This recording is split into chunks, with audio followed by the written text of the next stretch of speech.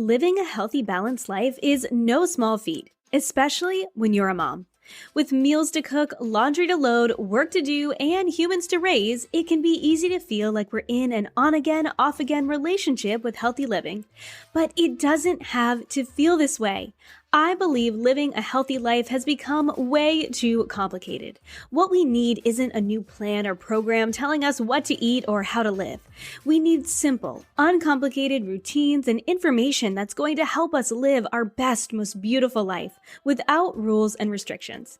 Join me, Kristin Dovbniak, holistic health coach, certified intuitive eating counselor, and mama of two, for weekly conversations on what it means to live a healthy, balanced life, uncomplicate eating, and simplify in every area of mom life.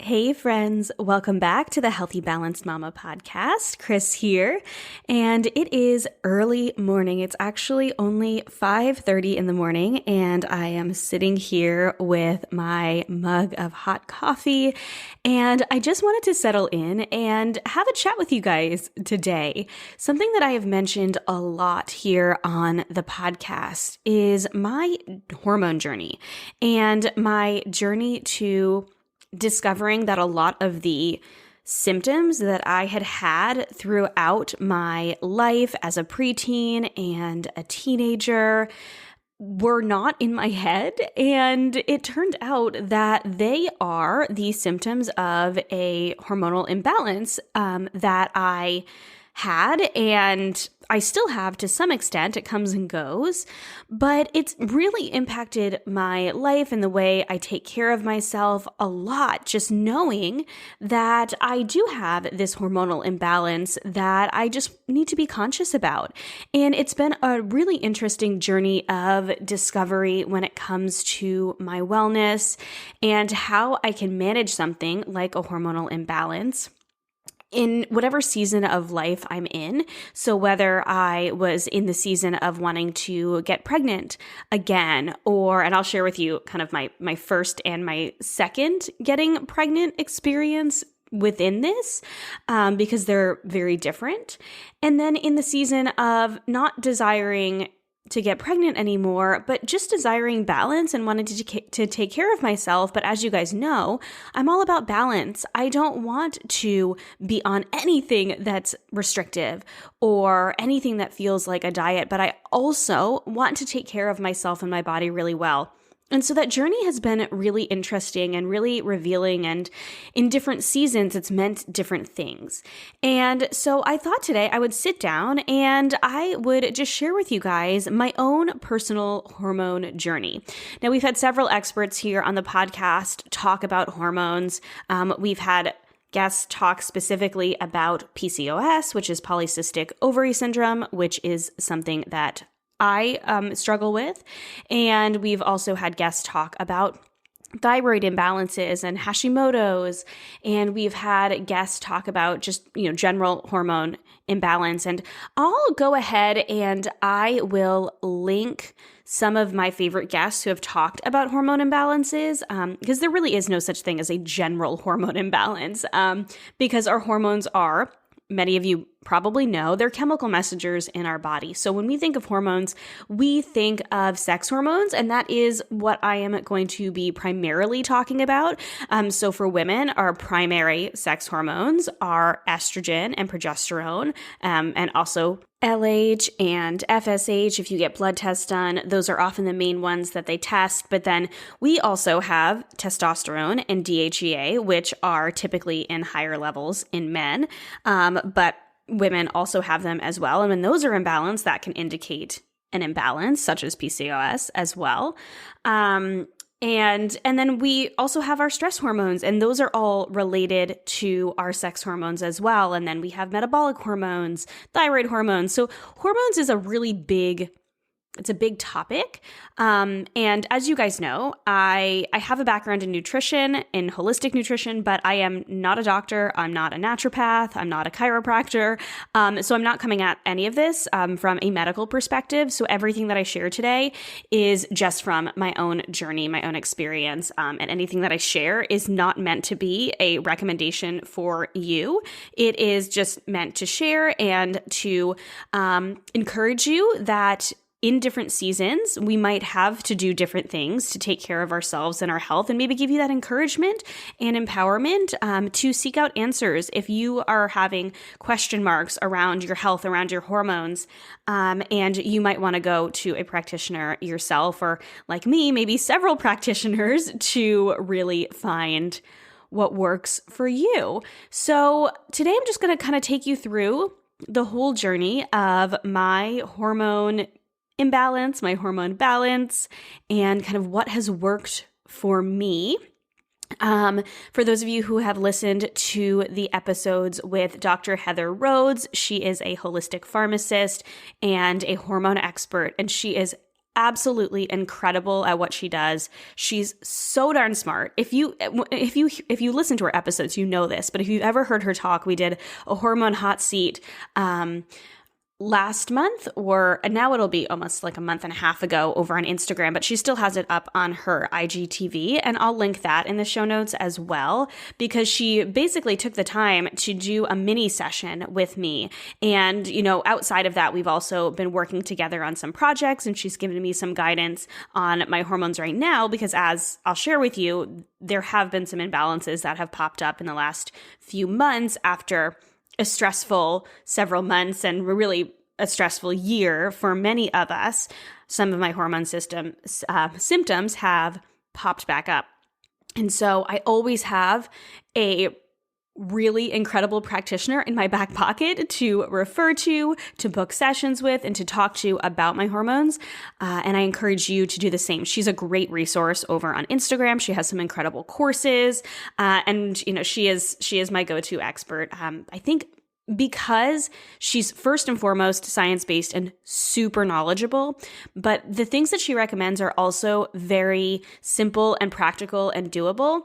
They're not so simple that you're like, and sometimes they are so simple, like, oh, I didn't actually think of that. But she has the science behind it to tell you why this is really helpful or why this might not be helpful. I know in the episode we talked about something like intermittent fasting, and there will be people who will tell you that intermittent fasting is great for everyone, but she talks about the fact that, yeah, it can be great for some people, but for a lot of people, it's not great. And for a lot of women and their hormones, it's not great either. So she really has the explanation for these type of things, and she just provides really simple and practical advice. So she's pretty incredible. So as I go into sharing all this with you, just know that I have some incredible practitioners by my side and here on the podcast. And so if you guys want any more information on any of the practitioners that have been on the podcast who have talked about hormones and hormone balance, just check out the show notes and you can find them over there.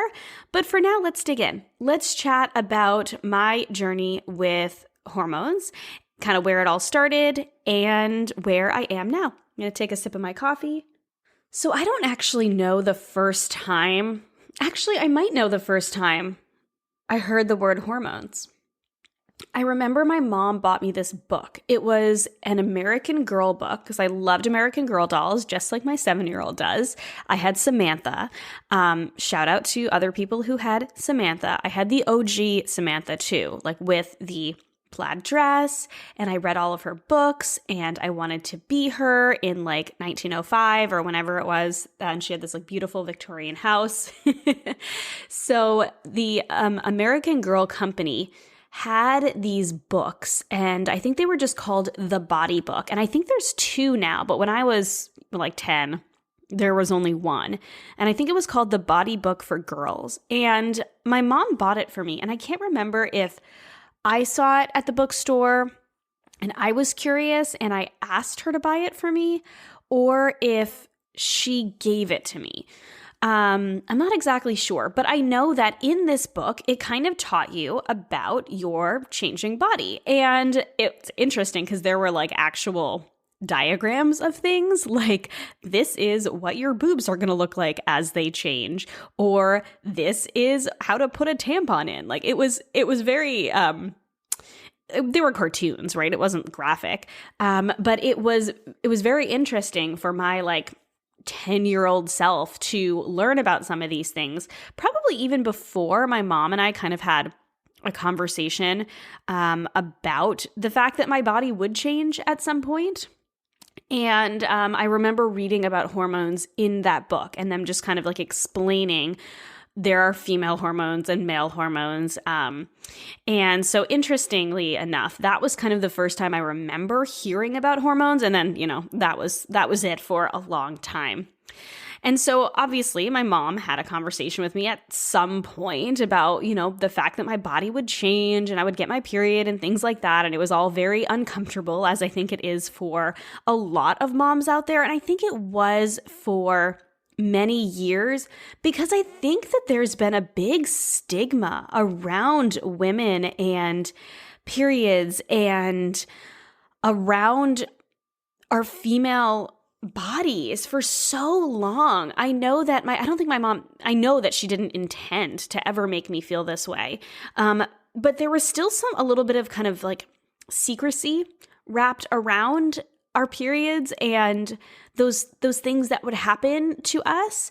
And it wasn't necessarily shame-based. Like I never felt like she was like, oh, you should feel bad about this happening to you, or these changes that are happening. But it wasn't celebrated either. It was kind of like, okay, this thing's going to happen and we don't really talk about it. And I've tried to already change the narrative when talking to my daughter about things like that. She's asked questions and I answer them. And she's only 7 and she knows what your period is. And she just has a general knowledge. I don't think she quite understands that, it's going to happen to her one day. She does and she doesn't. Like she knows, but it hasn't really kind of sunk in yet. But I'm totally comfortable talking to her about these things because I don't want it to be like a big surprise or a big shock when it does happen. Because what happened for me is it was probably like 6 months after my mom and I had this conversation that I got my period. And I was only 11. So I was pretty young on the kind of spectrum of ages. So, I mean, I should have looked this up ahead of time, but I think average is like, it's like 12 to 15 or something like that. Some girls, preteens, get it younger and some get it when they're older, because it's a range, it's an average, right? But I was 11 and I remember one of the experiences that I don't talk a ton about was that I think I might have mentioned this on a previous podcast, but our family had this like crazy flood in our house right before. It was because this happened, I think I got my period in the springtime.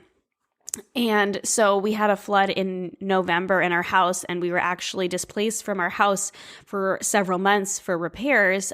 So we were living in a rental house. And so I remember it coming and like sneaking upstairs to tell my mom and being so nervous to tell her as if she was like going to be mad at me or something, which is so silly to me now because I'm like, why would she be mad at me?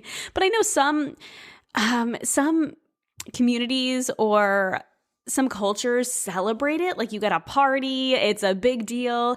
And for us, it was just sort of like, oh, like here are the supplies you might need. And that's that. So the first time wasn't a big deal. I think it was just, it was just a few days. And I didn't really remember feeling any crazy like cramping or symptoms or anything like that the first time around. And then it was several months until the second one came around. And I think I knew that it was supposed to come every month, but I think we just equated it to the fact that I was 11 and it probably wasn't going to be regular to start. And I think that that's very common as well. Both the thought that it's not supposed to be regular and then it not actually being regular right away. But the problem was starting from like probably the second time it came, which was a couple months later, it was absolutely horrible. It was really painful. Especially the day before, I remember having a lot of cramps and hiding them because I thought that, I shouldn't talk about it. And they were very, very, very heavy. And at the time, I wasn't comfortable using something like tampons, and so I would use pads, but I would soak through them. And sorry, I should have given a TMI warning at the beginning of all of this. But if you're listening to a conversation on hormones, I hope you understand that there's going to be some TMI stuff that's going to pop up. So yeah, it was really crazy heavy. And I remember recording how many days it was, like wondering if it was ever going to end, because it would be super, super heavy and 9 to 10 days. 9 to 10 days every single time it would come. And it would come every few months. And then eventually it started coming a little bit more regularly. I don't think it was every single month. It definitely was pretty unexpected when it would come. And, I would have that cramping in kind of the first day, but there wasn't a lot of warning. And I remember, oh my gosh, I cannot believe I'm actually going to share this on a podcast for thousands of people, but let's do it. I don't know who I've actually shared this with, but it's very few people. My most embarrassing moment in middle school was when I was sitting in science class, and I had gotten my period earlier that day, and I was wearing my favorite light blue, oh my gosh, any of you who were 90s and early 2000s kids know Limited 2. They were pants from Limited 2, and they were like almost like sweatpant material, maybe not sweatpants, like fleecy material on the inside. So they were super cozy, and then they were kind of that like swishy material on the outside, and they were just like a little bit loose. And I would always wear them with a white t-shirt, and that was a little bit tighter, and I just thought they were the coolest thing ever. And of course with Adidas, like the ones with the white ones with the 3 stripes, mine had blue stripes, light blue stripes. So cool, guys. I was not cool in middle school or high school, really, for that matter. I had a wide range of friends in high school, but I was definitely not cool in middle school. But I thought that these pants were the coolest ever. And so I had my favorite pants on, remember, light blue. So I had gotten my period earlier that day, and this was when it was super, super heavy. And I remember sitting in science class, in Mrs. Couchon's science class, and feeling something and like knowing that it had leaked through. And but like not feeling comfortable like saying something, and also being like really afraid to stand up. And so I remember I want to say it was kind of like, we were taking a quiz or something like that. And so I tried to do it when like people couldn't see, but it was still pretty obvious. I got up to tell the teacher I needed to go to the nurse. And at first she like didn't understand why, because I seemed fine. And when I got up, like it was all over the chair, you guys. And my pants. And it never really ever washed out, which is so sad. I remember my mom telling me, well, if you just wash it in cold water, it'll come out. No, it still leaves a stain. So I had to go to the nurse. I had to get sweatpants. It was embarrassing, to say the least. And the nurse was like a little bit less than compassionate. She was like, oh yeah, this happens. I'm like, this is normal? Like, is this supposed to be normal? Turns out, yes, there's a large variation of normal, but the experiences that I was having were not necessarily normal, right? 9 to 10 days, so heavy that, it was all over the seat in science class. Oh my gosh, you guys. All right, this is what we're sharing today.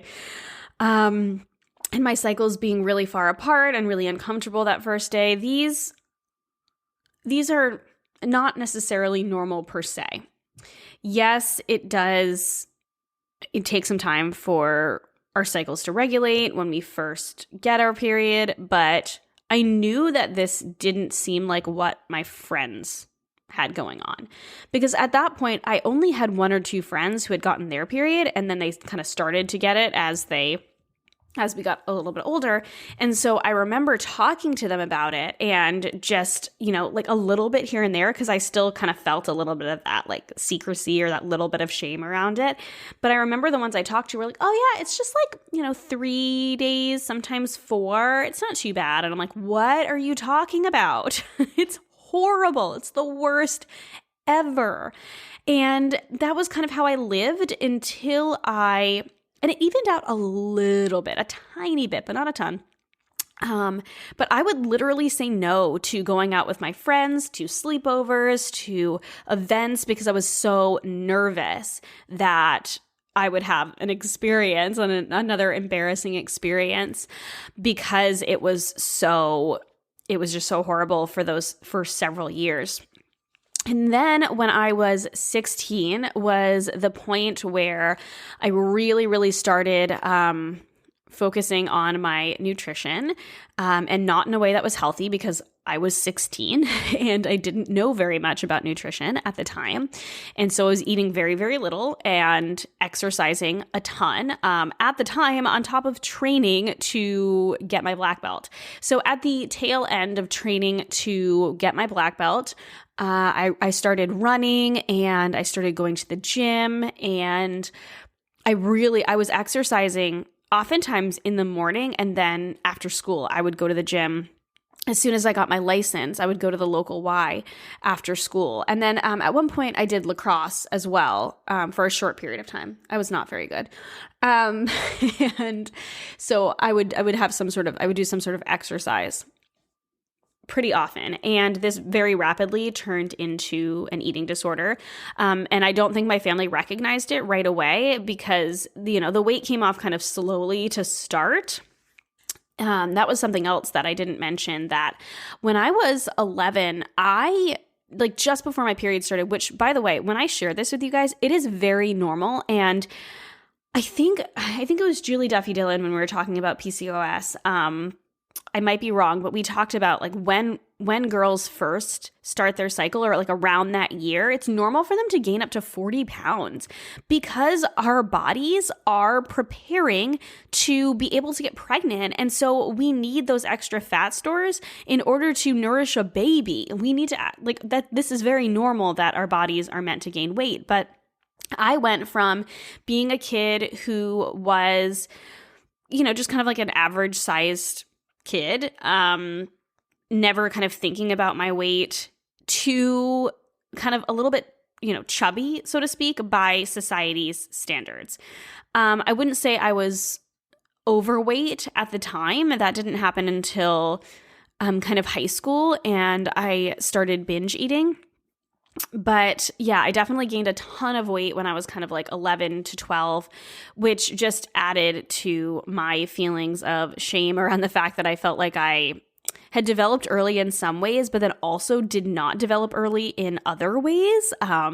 Like I did not have big boobs, and that was something that I was made fun of for by a couple of the, kids in my class who would bully me, and that was really tough. And it was around that time, I want to say it was when we moved back into our house. So I was probably around 12 or 13 when I started kind of mini binges after school. So I'm sorry, I kind of went forward and now I'm backing up a little bit. But to put things into context, I struggled with some form of binge eating. And I don't even like to call it binge eating necessarily, because I did actually struggle with binge eating disorder later on in my story. But they were like mini binges that I would come home from school after having a hard day. I was bullied a lot, like I mentioned, during that time, that middle school time. And when I say middle school, so our middle school was grades 5 through 8, and then high school started in grade 9. And I don't know why I'm saying it like that. We say 9th grade. We don't say grade 9, but my husband's Canadian, so apparently I've adopted that way of saying it. So I would come home from school and I would eat gobs and gobs of food to make myself feel better. And it wasn't to the point of like being super, super uncomfortable. I definitely hid it a little bit. There was definitely some secrecy to it, because my mom usually wasn't there to see the amount of food that I would eat. But we're talking like half a carton of ice cream. Like we're talking entire sleeves of Oreos or Ritz crackers with cream cheese and just a lot. And I know that I was doing it specifically to make myself feel better. Like it was a food makes me feel good. School's hard. Friends are hard. So I'm going to eat a lot. So I gained a significant amount of weight during that period of time. So I gained a ton of weight just kind of, and I say a ton, I'm not giving pounds to anything because I don't actually know or remember, but I know that there was a jump kind of right before I got my period or around that time I got my period. And then with the overeating, like this is beyond hunger. This is way beyond just like a little afternoon snack that I was hungry. It was a lot.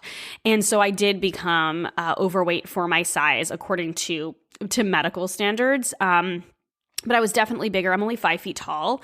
I was bigger than I am now because I wasn't in a place of honoring my body. I was eating emotionally is what I was doing. But it was definitely beyond what my body needed.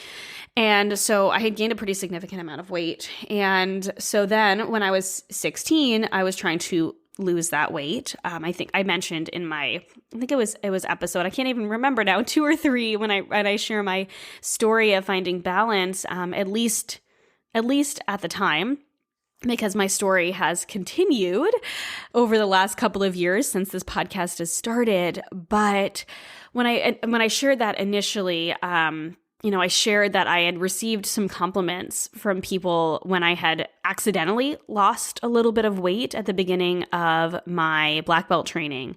I'd been a martial artist for almost a decade, and I was training to become a black belt.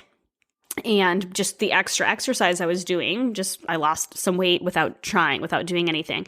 But those compliments really spiraled me into this place of, and it wasn't their fault. I don't blame the people who gave me the compliments. They were trying to be nice, right? But it just goes to show how comments on people's bodies can be really, really impactful, especially for a young teen who has struggled with bullying and who is searching for worthiness. And that made me feel like that was what I needed to do to be accepted and to be worthy. And so from there, I spiraled into a full-blown eating disorder very quickly. So I would do things like the master cleanse. And I remember I had this really great guidance counselor. Actually, he wasn't a guidance counselor. He was a gym teacher, but he was our homeroom teacher. And he was just this super nice guy. And he had a daughter about our age too. And I remember my friend and I going on the master cleanse. If any of you who don't know what it is, don't do it. But if you want to look it up, it's this disgusting concoction that you drink and you don't eat any food. Not healthy. But we did the master cleanse, and I remember him kind of sitting us down and being like, why are you doing this? Like, there are healthier ways to take care of your body. He didn't put it that way, but he was just kind of curious and wanted to make sure we weren't doing anything dangerous. And we were. And it was one of those things that kind of kickstarted my eating disorder, realizing that, oh my gosh, I can go like almost a whole day without eating. And if I do that, maybe I'll lose weight. And terrible. This is not healthy or not balanced. So I'm sure most of you listening understand this. But it is not the way to go about losing weight. And it spiraled me into an eating disorder. And so in all that, my little tangent I just went on, the eating disorder made my period stop pretty quickly. And so at that point, I was kind of afraid to tell my mom that I had lost my period, because I think at that point I figured that she would know that there was a problem if I told her that I had lost my period. So what I told her, I believe, and I should have checked with her before because I don't think I told her that I lost it. Oh, I did. Okay. I remember. I told her that I thought that my exercise had made me lose my period, but it had been a few months. And when I actually went to the doctor I went to tell her that I had lost my period. I think it was my first cry for help. Like, somebody help me. I feel like I'm like, what I'm doing is not taking care of myself, but I didn't know what to say. So I went, and she was very concerned about how quickly I had lost weight. And I think I was 17 at the time. And it had been almost 2 years that I hadn't had a cycle. And a lot of this was, over exercising and under eating. But then I, remember they had also been irregular anyway. And so she put me on birth control. And that helped to regulate my cycles because I was having these breakthrough bleeds, which is what it is when you are on the pill. It's not a true period that your body is creating. It is the hormones stimulating your body to have this breakthrough bleed once a month, which is, all right, I'm not going to say it's better one way or another, but we thought that it was better that I have one than that I don't. So I was on birth control from ages, I want to say I was either 16 or 17, but I know that it had been almost a couple years that I had lost my period. So it was I was about 17 until I was about 21. So I got married when the week after I turned 21. And this was during a time where I graduated from culinary school that September.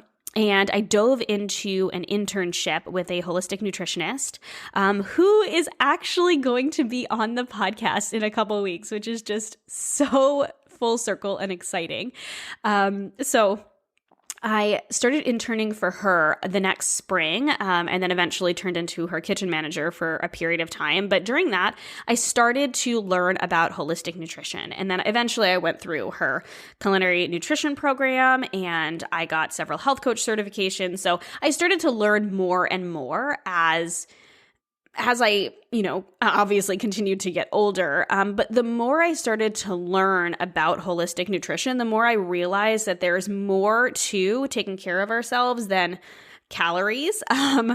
Because at that point, so I'm not going to talk a ton about my eating disorder journey because I've already talked about that. But, I struggled with my eating disorder for about 4 years.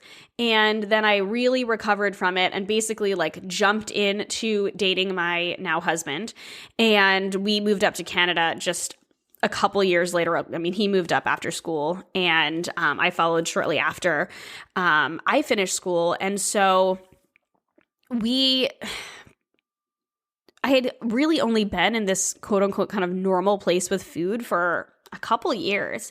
And I still had the mindset of what's important about our health is calories in, calories out. As long as you're getting vitamins, minerals, you're fine. And so I started learning that there's so much more, that it's not just about the macronutrients. The micronutrients are really powerful. And there are things that are important like gut health and hormone health. And I remember there was a seminar that they did at the cooking studio that she had at the time with these ladies called the Red Tent Sisters. And I'm not sure if they're still around, but they are advocates for female health. And they talked about the detriments of birth control. And I had no idea. I just that, taking synthetic hormones could have negative effects on my body. At that point, my husband and I were still early on in our marriage, and we didn't desire to have kids actually at all at the time. We hadn't really even started to entertain the idea of having kids, or any kids, not just a kid, but any kids at all.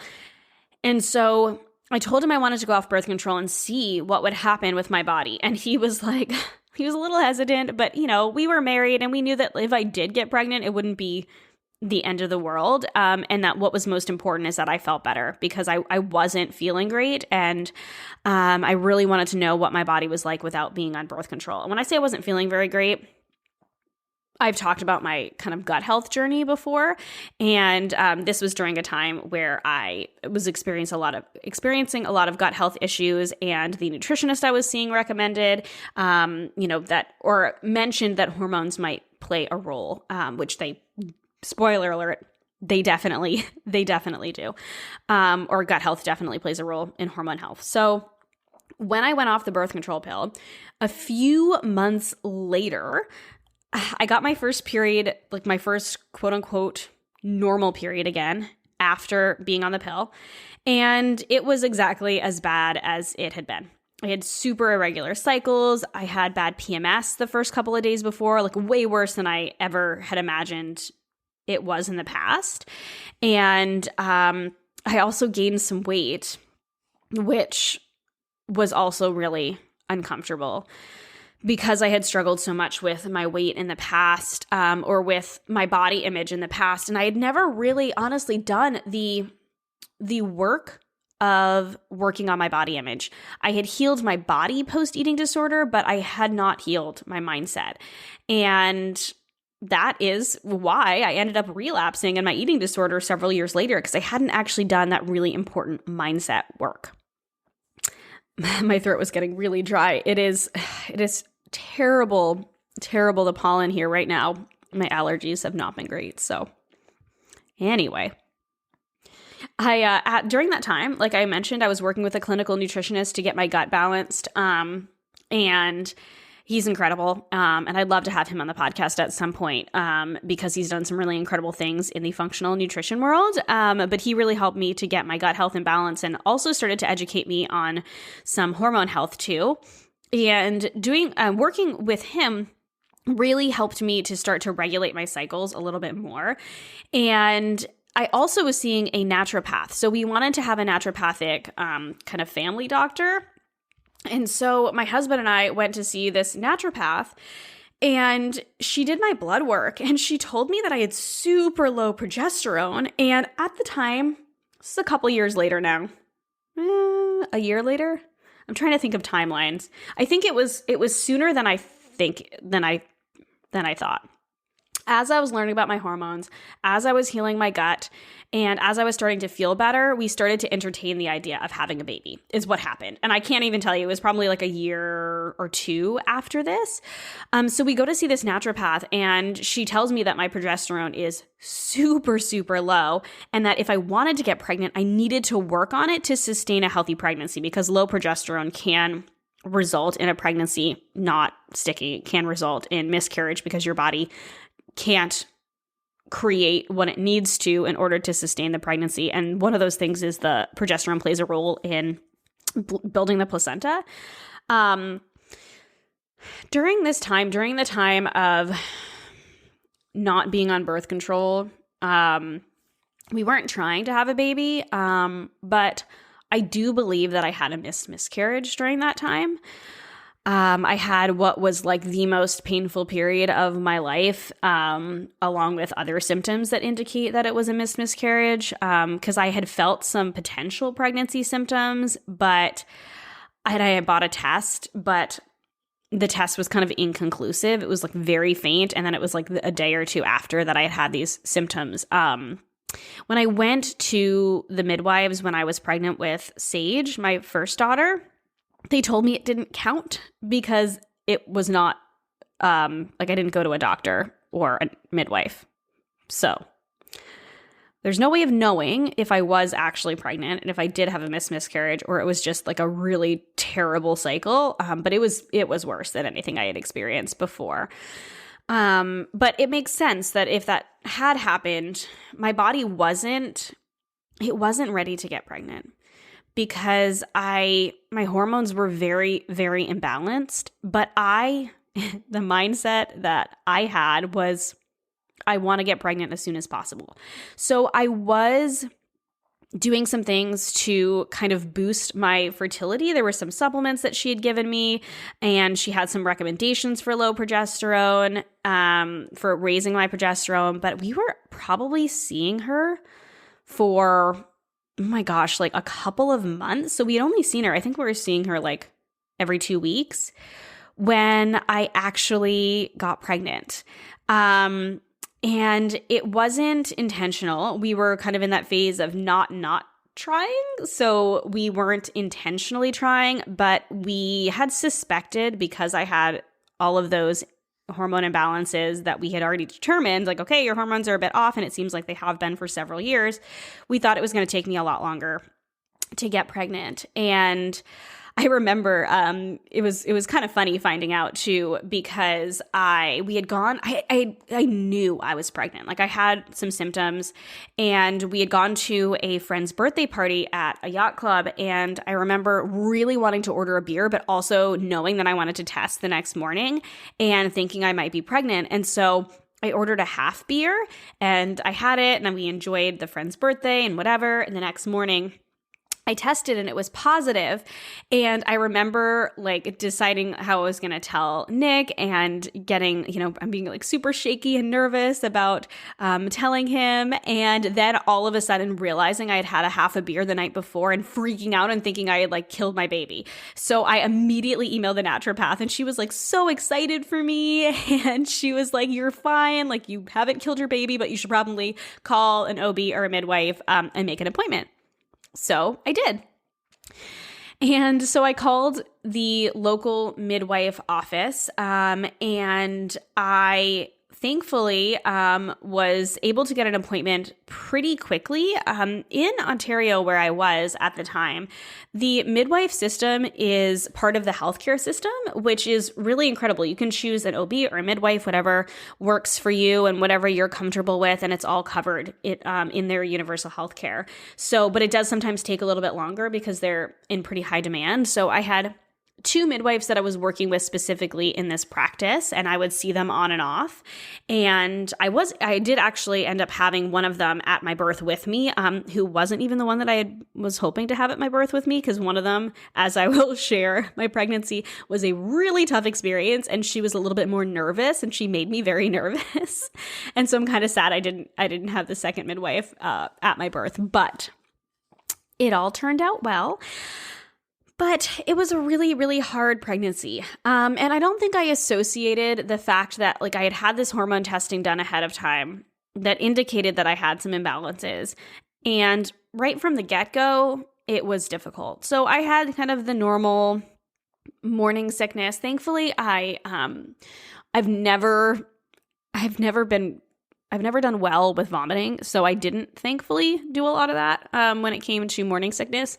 And maybe I'll do an episode on kind of like pregnancy and birth in the future when we do our women's health series. I won't go into it too much, but I kind of had that normal experience kind of right in the beginning. But it was probably about halfway through, about the 20-week mark, where they started noticing that my blood pressure was staying high and it wasn't coming down at appointments. And they started getting a little bit nervous about my blood pressure.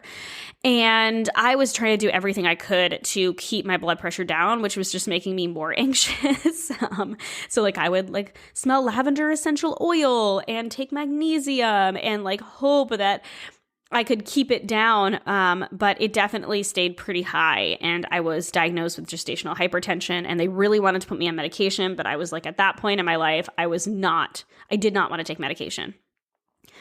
And looking back, I think with my mindset now, I probably would have taken it just to try and take care of myself the best way I can. There's nothing wrong with medication if you need it. Everyone has different opinions on that. But at that point, I was like, no medication. I'm doing this all natural. And it stressed me out a ton. And I was about, I want to say 26 or 28 weeks. I can't remember when they test. It was like 26 or 28 weeks. And I was actually, at the time, I had always worked in the summertime because my husband's a sailor and he is gone most of the summertime. And I was actually living in Rhode Island, where we are now, working at a yacht club I was living with my parents for the summer, just to kind of be around family while I was pregnant and working, and my husband was gone most of the time. So I was home, and I had gone back to Toronto for all of my appointments. At this point, the appointments were only once a month. So it wasn't a huge deal to fly home once a month for my appointments, and I had flown home, and I had done my gestational diabetes test when I was in Toronto, and they were trying to reach me because I had my Canadian phone off and I had a US phone on. It was a couple weeks before they could reach me. I just assumed I was fine, and they finally got a hold of me a couple weeks later, and they were like, you need to come into the office now. Like, you have gestational diabetes. Your results were super high. I was like, oh my goodness. I had just assumed that I was young. I was 24, not even 24, or almost 24. And I was healthy for the most part. Like, yeah, I'm like, oh, yeah, I had some hormone imbalances, but overall, I'm young and healthy, right? So this is going to be fine.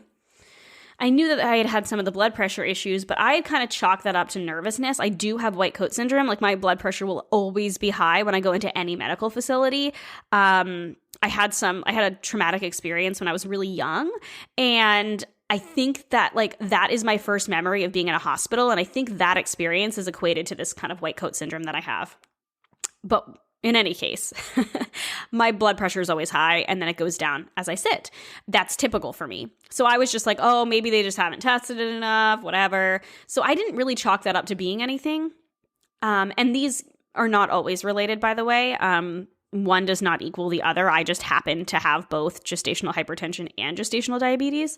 So I came back to Toronto, and I needed to go through like the gestational diabetes training and learn how to take my blood sugar. And all of these things were super fascinating to me. Having a background in nutrition, I didn't know a ton about gestational diabetes. I learned about it in my life cycle nutrition class, but I didn't know a ton about it, and I definitely felt a lot of shame around it. I felt like I had done something wrong. I was like, oh my gosh, I've had too much lemonade or too much mac and cheese. Those were my two cravings. I was just overthinking absolutely everything I had done the whole pregnancy, and I felt like I felt like I had done something wrong. And now I know enough to know that, this is just part of my hormone imbalance story, that my blood sugar is something that has been off for a very long time. And it's something that I will always have to pay attention to because I am at higher risk for diabetes, pre-diabetes, and I have family history of diabetes as well, both type 1 and type 2. So this is something that if I had kind of reasonably thought about it then, it made sense, but I wasn't thinking about it reasonably, and I had just assumed that I was going to be quote unquote fine. And so I did everything that I was supposed to. It was a really tough part of my pregnancy, that third trimester, because I was very, very obsessed with making sure that my blood sugar was okay for the rest of my pregnancy. And it was fine. I managed it without medication. I was able to meet with the nutritionist at the hospital every week and get my blood sugars, or my charts that I had written up kind of read, and everything looked good and it was fine, and that wasn't really a big deal. I was able to manage it. But it was a red flag for sure that I was 24 and generally healthy, and I had gestational diabetes. And that's not always a red flag, but for the other symptoms that I mentioned in the past, it was definitely a red flag. And no one ever mentioned to me that, hey, like having imbalanced blood sugar could be an indicator, along with these other symptoms, that you might have something else going on. So I have promised that I'll share my birth story at some point in the future, both my birth stories, because they're starkly different. But birth with Sage was really hard. And thankfully I was very, very close to having a C-section, but I made it through, and I had just given birth to her. And at the time, I had wanted to get my placenta encapsulated because I heard that it was helpful for hormone balance. And since, remember, I was interested in hormone balance, I wanted to get my placenta encapsulated. And so we had it all set up. We had given the deposit. We had a cooler. We had everything ready to go to take my placenta home. And we had signed off on it, things like that. And then I remember I had just given birth to her, and she was lying on my chest, and it was time to birth the placenta, and I had had an epidural, so I didn't feel it. And I said to my husband, I was like, make sure they save the placenta. And he looked at me, and the look on his face, he just shook his head. And I was like, what? Why? And he's like, they can't. And they're like, yeah, we have to send this to pathology. And I was like, what? What do you mean pathology? What is happening? So, I was super tired. I had been awake for basically 24 hours at this point, other than a couple hours nap once I had gotten the epidural. And so I was out of it. And I remember asking him the next day, I'm like, were they able to save it? And he's like, no, Chris, they did not save it. It came out in pieces, and it was black. So I am not a smoker. I don't do drugs. I didn't drink while I was pregnant. I was not I wasn't around toxic substances. I was not taking in any toxins that could have caused that. And we never did get the results from pathology, but I know that those things are true. The likelihood of what happened was that my progesterone levels were really, really low. And what happened was they were only able to sustain the placenta for so long, and the placenta started to degrade. And towards the end of my pregnancy, I had been going back every single week for weight tests with Sage and stress tests and all that. They were very, very worried that she had stopped growing. And she was born, my water spontaneously broke like the day I turned 37 weeks. And I had gone to the midwife office that day and they were like, yeah, you don't look like you're going to go into labor at any point soon. And I was like, okay. But it was literally the day I turned 37 weeks and she was like, I need to come out. And thankfully she did, because she didn't have a food source anymore.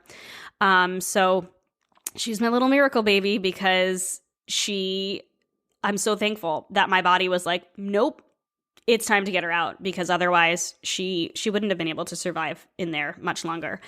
So our human bodies are incredible, right? Human bodies are incredible, but our female bodies are incredible, right?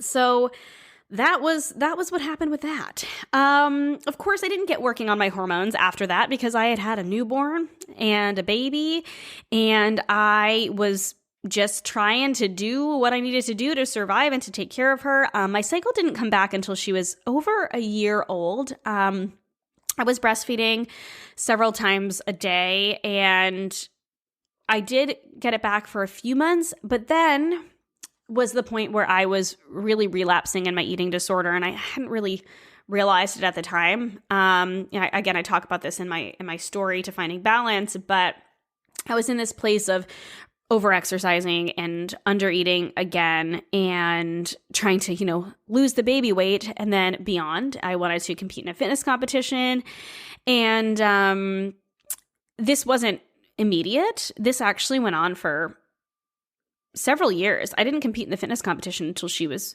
2, but I had lost my period again very quickly because I was over-exercising and under-eating and not taking care of myself. And it's the first thing that goes when my body is under stress. It's something that I've learned over time. So flash forward a couple years, after I did my fitness competition, my cycle had been gone for, oh my gosh, probably over a year at that point.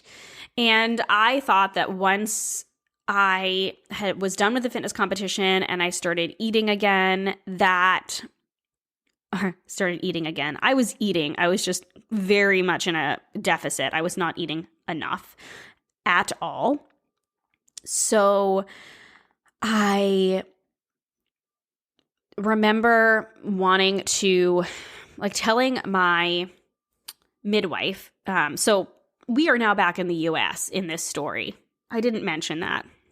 But I had a different midwife. I have a nurse midwife here in the US who works as my kind of obstetrics practitioner as well. She's oh my gosh, I love her so much. I want to just go to coffee with her because she is the cutest and the sweetest lady ever. I love her. Love you, Lori. My sister has her as her practitioner as well. And we love her. Very sad that she wasn't at the birth of my second daughter, but she, wasn't on call. But I told her that my cycle had gone away. And, she was like, I think you need to gain some weight. You're not in, the optimal place for your body. You might need to exercise a little bit less. And I was like, what? And I did end up exercising a lot less and eating a lot more when I had a massive adrenal crash about a month after my fitness competition. Something else I talk about in my story. But my body basically shut down. The diagnosis was just chronic fatigue syndrome, but your adrenals are what produce your stress hormones, right? Your cortisol and your adrenaline. And my test showed that just everything tanked. Basically, I had been in a period of stress for so long, my body couldn't handle it anymore. And I went to bed one night feeling good, and I woke up the next morning like ready to do a workout, and I could not even lift a 10-pound weight off the floor. My fatigue was, I can't even describe how terrible it was. And I was falling asleep, sitting up, taking care of my 2-year-old. It was terrible. And I like immediately regretted every decision I had made the last couple of years.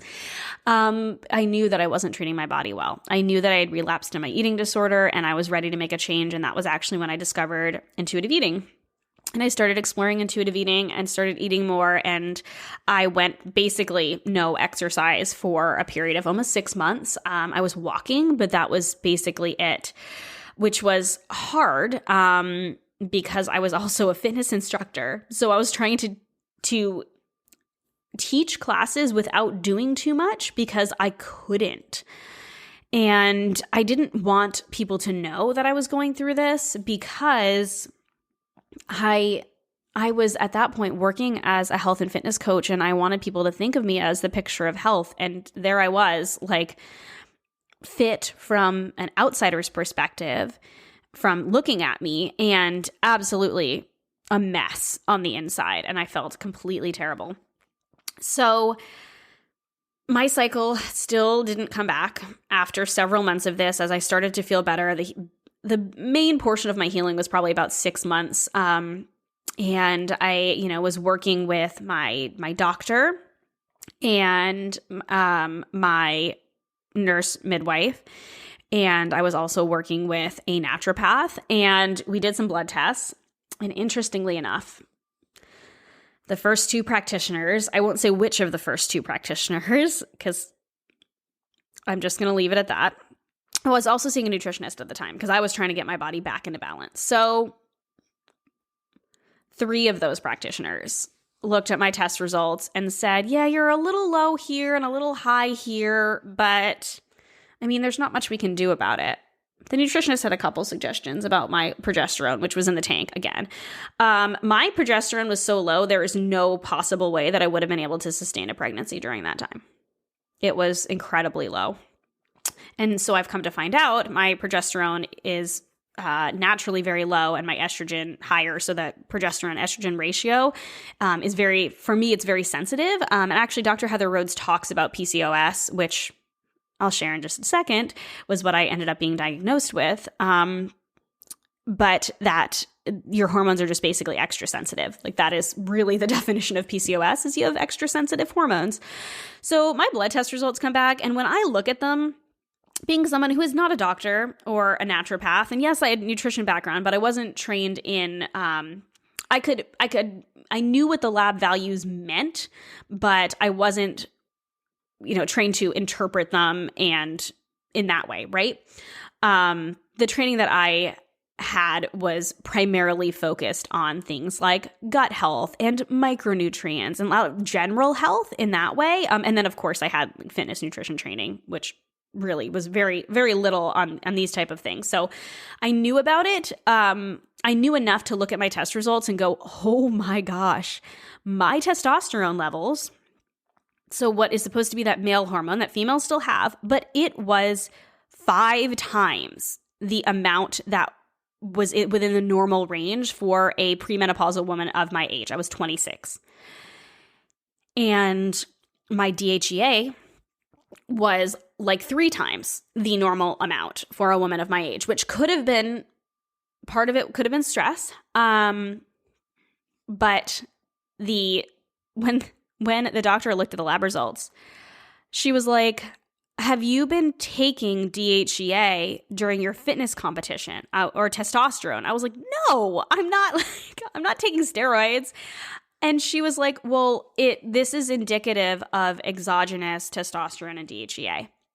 And it almost felt like she was blaming me and telling me that I must be doping. I'm like, no, I was not taking any. And I was so nervous. I was looking at all my supplements. I'm like, oh my gosh, did I take something that had these in it? And no, all my supplements were NSF. Like I was not taking, and none of them had DHEA in them. So it was just the fact that my body was the way that it is. And it was in a state of, a PCOS flare up. So my progesterone was super low. 2 of my estrogens were normal because you have 3 different types of estrogen and one of them was high. But the ratio was really, really off. So my estrogen levels, the ratio of my estrogen and my progesterone was really, really off. I had way, way higher estrogen than I did progesterone. So at this point in time, I wanted to have a second baby. We wanted to get pregnant again. And at this point, we were told that it was basically impossible with my progesterone levels. And then I really needed to get things back into balance. So I started working with an incredible naturopath who really helped me to get my hormones back into balance. And she put me on, she gave me a couple suggestions that were really helpful. She put me on a supplement regimen that was crazy expensive. And honestly, I feel like it might have been a bit excessive. I did need a lot of help during that time. But for the amount that I was spending, we're talking like $500 a month on supplements. For the first 3 months, it was helpful because it did get things back into balance pretty quickly. But I couldn't financially sustain that. It was a lot, right? That's like a studio apartment. Okay, maybe not in 2021, but it was back in. Our first studio apartment was like $600 a month. So yeah, that's a lot. It was a lot of money on supplements. So we wanted to get me healthy again, but it was also a lot. And so I ended up taking the supplements that she recommended for a few months and then really dialing it back because I couldn't financially sustain it. But she was really helpful in the very beginning to help me with a couple main things. The biggest thing was getting my blood sugar back into balance because I was basically living off of carbs during my fitness training. And first and foremost, before I say this, before I talk about carbs, I feel like I need to come on and I need to have a stance about carbs. You guys, we need protein, we need fats, we need carbs, and we also need micronutrients. Our body needs all types of nutrients. Everyone's balance is different. I do not believe in no anything. I believe that we all need a different balance and that is unique to us, but that we do all need protein, carbs, and fats. And so I am not for extremes. But I was at the extreme where I was living off of carbs, and that was because I was on a kind of macros program. For those of you who don't know, I was counting my macronutrients, so my protein, carbs, and fats, and protein and carbs have less calories per gram, does not make them better or worse. Remember, we need all of them, but they have less calories per gram than fat does. So fat has more than double calories per gram. So fat is often demonized in the macros community because it takes up more of our macros. I wish you could see me kind of rolling my eyes over here because no, we don't need as much fat as we do carbs and protein in a day because it is more calorie dense. We still need it. It's still important for us. So I was eating basically as little fat as possible and eating a lot of carbs and some protein in there too. But the balance was just not there. I was just eating a lot of carbs kind of to fill in and to also keep my energy levels up throughout the day. So basically I was on this crazy carb roller coaster where I would eat a lot every couple of hours and go up and down and up and down and up and down. And I wasn't really considering the fact that I had blood sugar issues in the past. I was only thinking about changing my body. I wasn't thinking about the actual effect the things that I was doing were having on my body.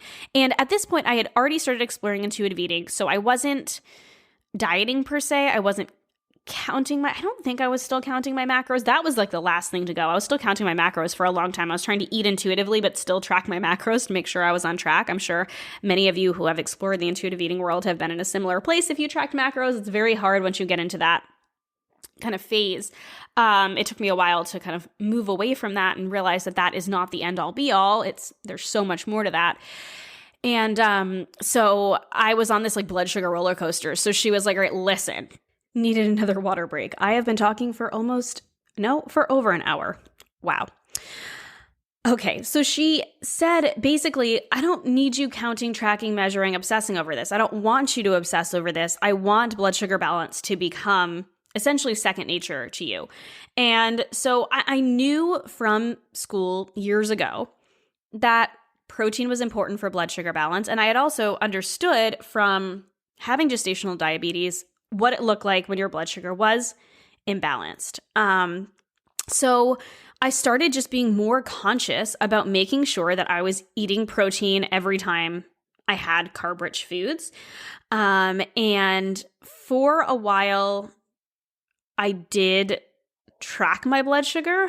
I don't think this is necessary for everyone, but I am glad I did because it was very, very off.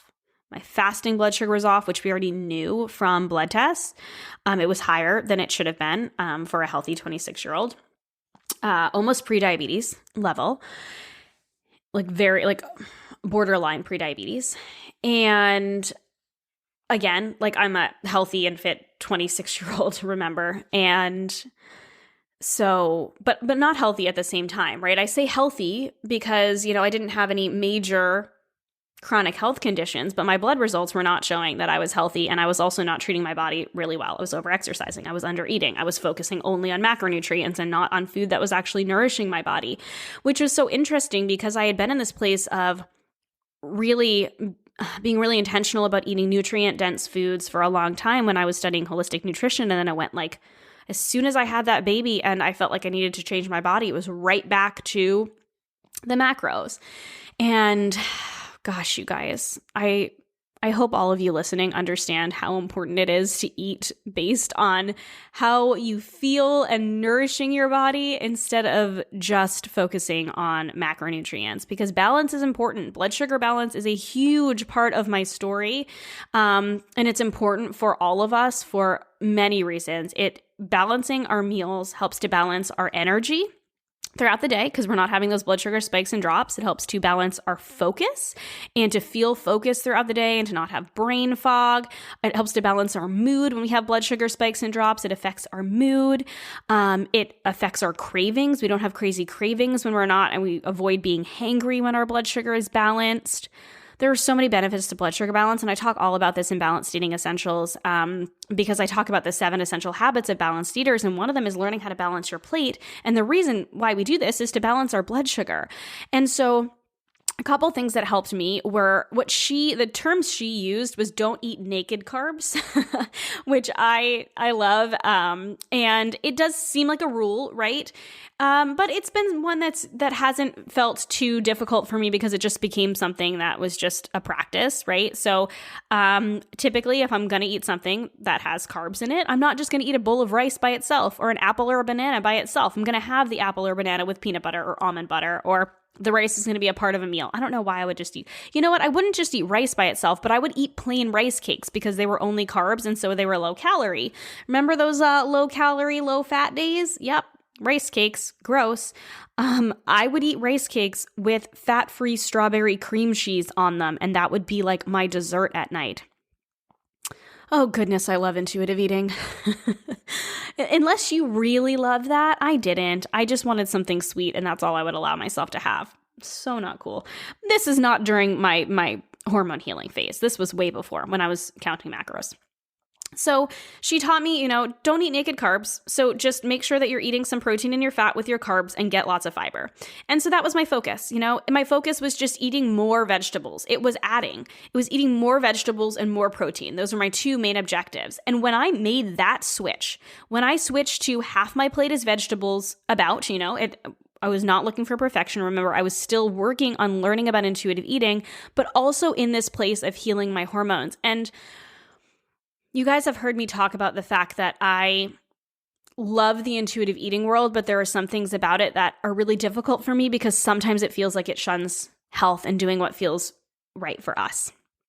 And sometimes we need to be in these phases of taking care of our health. And sometimes that means we do need to be a little bit more conscious about what we're eating. Intuitive eating isn't just about eating what we want in the moment. It's also about learning what feels good for us and doing what we need to in order to feel good. And sometimes it's being in this phase of healing. And that's the phase that I was in.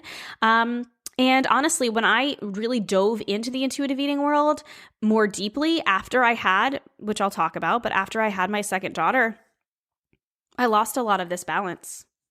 And that is why I ended up writing Balanced Eating Essentials, 2 years later, because I was like, you guys, we can have balance. We can listen to our intuition. We can take care of our bodies. And we don't need to be obsessive about it. There's a middle ground, because I lost that and I started feeling horrible again. And a bunch of my symptoms started to come back. And so that was, I'm fast forwarding a lot there.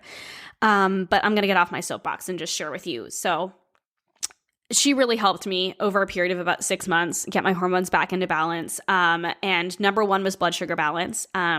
A few of the supplements that have helped me, now, once again, not a doctor, not a naturopath, and though I do have training in nutrition, I don't help clients with hormone balance because I don't believe that's my scope of practice, and you're also not my client. So I recommend you talk to your, or likely not my client, because I'm not taking clients right now. So I recommend that you talk to your practitioner before you make any changes, okay? So I'm going to mention a couple things just because they might be something you want to bring up with your practitioner, because like I said, she had me on this crazy intense protocol, for a few months. And then I dialed back, first and foremost for finances, but also because I was like, I don't want to be taking like 20 supplements a day. What can we do for less money and that's most effective? So some of the things that helped me that you might want to look into, I didn't even mention the actual PCOS diagnosis, you guys. In all this, as I was working with her, one of my practitioners, and then the others followed after the one practitioner, was like, it looks like you have PCOS. And I'm like, what is that? I've heard of it, but can you explain it? And she was like, well, basically, it's polycystic ovarian syndrome. And the main diagnostic criteria is either cysts on the ovaries, which I had a couple, but none of them were big or crazy. And so we didn't think of anything of it. And I had like a transvaginal ultrasound that confirmed that. Cysts on the ovaries, blood sugar imbalance, being overweight or obese, which I wasn't. So that was basically, unfortunately, two of the practitioners looked at me and were like, you can't have PCOS because you're not overweight. And that just, it upsets me so much because they told me that there was nothing I could do because the only treatment for PCOS was either to go on medication, to go on like metformin and balance your blood sugar in that way, or to lose weight. And because I didn't need to do either of those things, so they thought, then there wasn't anything I could do. So basically it was like, yeah, it looks like you've got a couple cysts and your testosterone. The other thing is that your male to female hormone ratio is off, and irregular cycles as well. So you just need like 2 or 3 diagnostic criteria. And I checked basically all of them off except for the size of my body, which really made them overlook me for a long time. And PCOS is a syndrome. And so all a syndrome is a combination of symptoms that when they go together, they form a syndrome. So I love the way Dr. Heather Rhodes talks about it. She talks about it in a way of, she compares it to acne. So,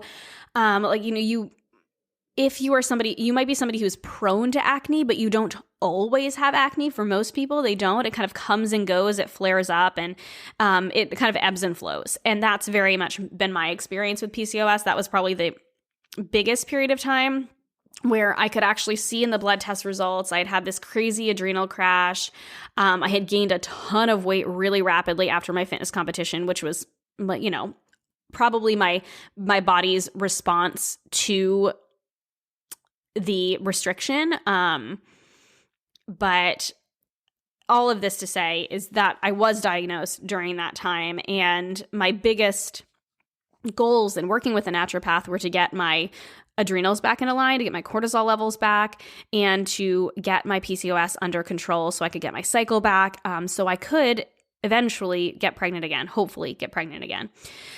So supplements, let's go back to the supplements, because I'm a little all over the place, but hopefully you guys are following. I told you we're just going to have a chat. I've got my coffee here. I'll take another sip. It's cold now, in case you're wondering, but that's okay. If we were friends sitting on my couch chatting, my coffee would probably also go cold, and I would still drink it. Speaking of coffee, we will talk about caffeine in the future. But some of the supplements that made the biggest difference for me. Vitex, also known as chasteberry, is something that I have taken on and off for years, and I notice a significant difference in my hormone balance when I take Vitex. DIM, which is also found in cruciferous vegetables. Oh, I can't even tell you what DIM stands for. It's capital D, capital I, capital M. But this has been really helpful in my hormone balance as well. Those were probably my top two. If my hormones are off, that is what I go back to, because those have made a really big difference in my hormone balance. For progesterone levels, white peony, I believe, is a traditional Chinese medicine kind of recommendation, but I took white peony extract, which is a flower and literally tastes like a flower. It's gross, but that was what helped my progesterone to get back to a level where I was able to sustain a pregnancy the second time. That supplement in and of itself. So Vitex supports progesterone estrogen balance, but the white peony was really what we noticed when I added that in, got my progesterone levels back. And then I also did, by the way, for any of you wondering, I did take exogenous, or I used a cream, progesterone, as recommended by my healthcare practitioners in the early stages of my second pregnancy, because my levels were really low. And we wanted to make sure that things were okay. So that's something to discuss with your practitioner too. The two supplements that helped the most with my cortisol levels and stress were the adaptogens ashwagandha and holy basil. I take holy basil still now, and ashwagandha on and off. When I'm going through periods of stress, I take ashwagandha in the morning. It helps with my energy levels. It definitely helps with my stress throughout the day. And holy basil just helps to keep me just kind of generally cool and calm, and it also helps a little bit with sleep. So I take that at nighttime.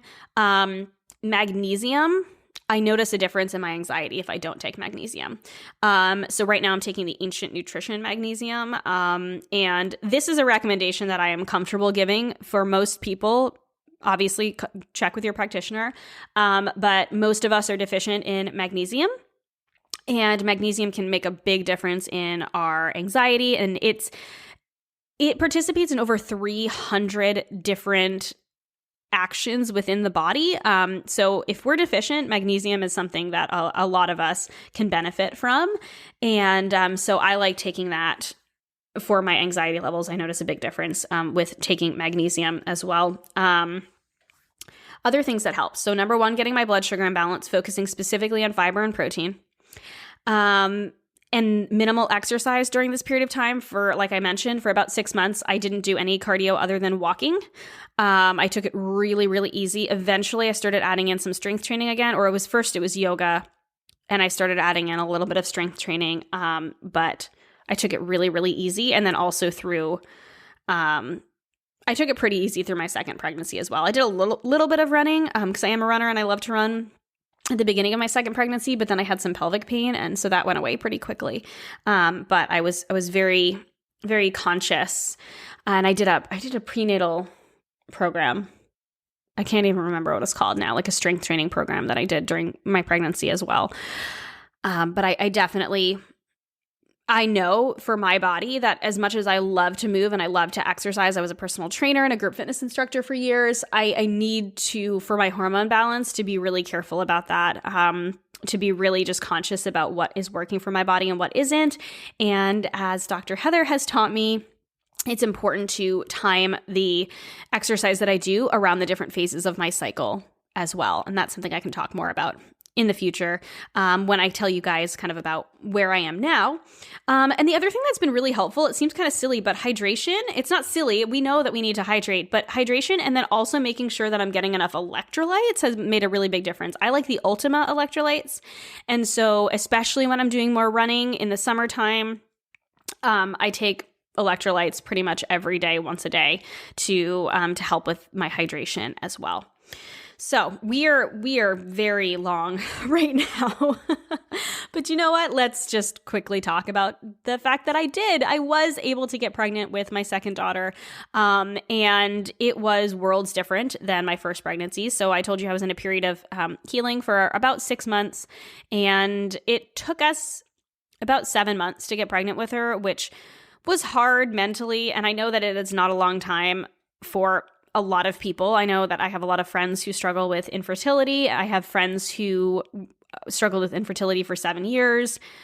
So 7 months is not a long time for a lot of people. But for me, for, basically blinking and getting pregnant with Sage, I thought that it was going to happen that easily because I had done so much work on intuitive eating and minimal exercise and taking these supplements and balancing my blood sugar. And I was doing all of the things. And I thought I was going to get pregnant right away, and I didn't. And that was hard. It was a hard season. But I did eventually get pregnant, and my pregnancy was worlds different than the first. I had no gestational diabetes because I had learned how to balance my blood sugar. I had by the way, I did an episode with Lily Nichols on real food for pregnancy. She is absolutely incredible. She also has a book on gestational diabetes and pregnancy, and that book helped me to avoid gestational diabetes the second time around. So her book is incredible, and I'll link that in the show notes. I didn't have high blood pressure. It was borderline at times, but it was fine. It was fine during labor. Not that there was a lot of time for them to check because I had a crazy quick labor. My active labor was less than 2 hours. So that's a story for another day. After I had Ren, my second daughter, I had a completely different mindset than I did with Sage. After having gone through a relapse in my eating disorder, over-exercising, under-eating, this complete adrenal crash, discovering that I have PCOS and probably had PCOS my whole life, but it comes and goes, right? I was really able to approach postpartum with a sense of gentleness and just wanting to intuitively care for myself and my baby. And though I did struggle a little bit with wanting to lose the baby weight in a certain amount of time, I still didn't weigh myself except at the doctor's, and I still have not. I only accidentally got weighed once at the chiropractor in the last year, and I saw it and I was like, oh, that's a thing. And that was that. But I didn't even know that she was weighing me. I was on one of those machines where they they weigh the different sides of your body to see where you're putting your weight. Interesting. Very interesting. I only had a few pounds different on one side to the other, in case you were wondering, but it was interesting. So I don't weigh myself anymore. That's not a concern for me. I knew that I would fit back in my clothes if that was what my body needed, and it's true. I bought bigger sizes for several months, and then eventually I went back to what is now kind of my typical normal size, and I've stayed that way. And I did, I got this incredible coach. You guys might know her. Her name is Paige. Many of you we've talked in the podcast now twice, and she is just such a joy and one of my favorite humans. And she became my coach for over a year. And at the beginning, we worked together on any of those last bits of kind of diet mindset that I had struggled with and body image issues. And then it evolved into her becoming more of a life, business, and finance coach, which she does all of those things beautifully: intuitive eating, life coaching, business coaching, body image, money. So you all have to check her out if you haven't, either over on Instagram, or she has her coaching program, Aligned Coaching, which I am in if you want to come and hang out with me and everyone else, because everyone in that coaching is incredible. And of course they are, because Paige attracts the most amazing people. So I worked with her for several months. But when it comes to my hormones came back into balance pretty easily afterwards. I nursed her for several months. Ren was difficult when it came to nursing. And we ended up supplementing several months in because it was a hard experience and I wasn't able to produce quite enough for her. And that's an experience I'll share about at some point in the future when I talk about pregnancy and birth and breastfeeding and all that jazz. Maybe we'll do a Q&A in a couple months because we're getting towards the end of this season, but maybe next season we'll do a Q&A if you guys are curious about all that jazz. I'm happy to talk about it. So my period came back a little bit sooner. I want to say it was like 7 or 8 months that it came back. And it was regular for like 3 years, basically, until a few months ago. 2020 was a crazy year. And at the start of 2021, we had some stuff happen in our family, and we have been having some stressful times in our family. And it's not something I'm quite ready to go to really chat about here. And I will in the future likely talk a little bit about it. But it's been a really stressful time just navigating everything. And in that, my cycle went away, and it was super, super long.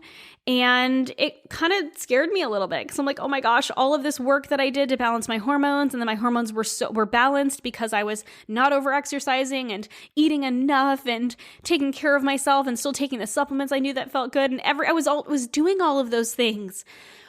But the reality is that I was stressed and my body was under stress. And so I stopped sleeping as well. And that's like a negative feedback loop where I'm not sleeping. And so that affects my progesterone levels, and it is affecting obviously my stress hormones as well are also affecting my hormones. And so my cycle was off, and I was experiencing the insomnia and then tiredness during the day, and then relying on caffeine, which is another stressor to the body. I still love coffee, but Dr. Heather challenged me to go off of caffeine, and this is something that I am working on and I will share about in the future. And it was really a wake-up call that I am not superhuman, and that I still do, quote unquote, have PCOS, and that my hormones are just more sensitive, and that it's important to be conscious of what our bodies are telling us. And in this case, my body was just telling me that this is a time to nurture myself a little bit more, and to nourish myself a little bit better, and to take care of myself a little bit deeper, and to take care of my stress levels, and to not rely on caffeine anymore to get through the day, and to exercise in a way that is right for my body, and not, and I have been doing that for a long time, but to really hone in on those simple changes that can make a really big difference. Because ultimately, aside from the period of healing where I was on a ton of supplements, the changes that I've made to balance my hormones are not crazy. They're not massive. They were small, simple switches that I've made over time that have helped me to get back into balance.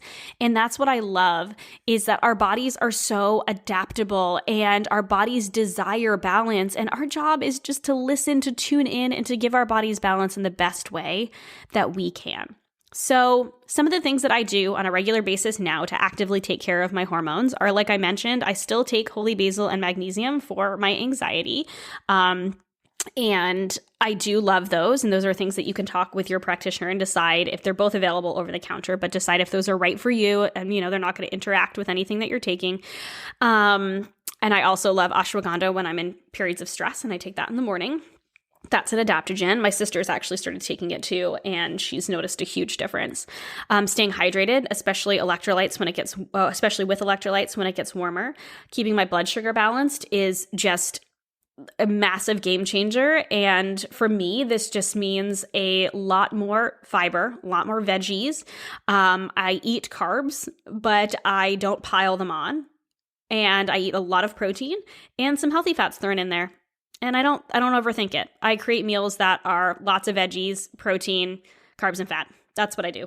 And I take care of myself around exercise. And I'm really, really intuitive about exercise, and I try not to overdo it. If I'm tired, I don't work out. And the new things that I'm working on are timing my running around my cycle and eliminating caffeine. And those are things that I will share an update with you guys on in the future, as I'm recording this, as I'm just starting that journey. This is going to come out in about a month and a half. Just timing wise, today was the day that I don't have any kids and I was able to get up early and to record this. And I'm glad I did. I hope you guys are still with me. This is a very long episode. This might be my longest solo episode. You guys got everything from me getting my first period and through giving birth to both of my babies to where I am today. So I hope you guys enjoyed this episode. I enjoyed sharing it with all of you guys. I hope you guys all have a wonderful week. If you have any questions on my journey or any questions or specific topics you want me to answer, we're coming up on season 3. We're season 3 right now. We're coming up on the end of season 3. The season finale is going to be really fun. And then season 4 is where we are going to kick off some new guests. And if there's any guests or any topics specifically that you want me to cover, please let me know. Don't forget to follow us over in the Healthy Balanced Mamas Facebook community. Join me over on Instagram at Healthy Mama Chris, and I'll catch you guys in the next episode. Thank you so much for listening to this episode of the Healthy Balanced Mama podcast. If you loved it, would you take a screenshot and share it with a friend over on Instagram and tag me in it? It helps me so much to know what you love and are taking away from each episode. If you really loved it, would you hop over to iTunes and give me a star rating and review? Every rating and review helps this podcast be seen and heard by more women who need to hear the message of balance and wellness without deprivation. It's the best free gift you could give me. And as a reminder, the information and opinions on this podcast are meant for education and inspiration only and are not to be taken as medical advice, diagnosis, or treatment. Please consult with a trusted practitioner before making any changes. Have a beautiful day, friend, and I'll see you in the next episode.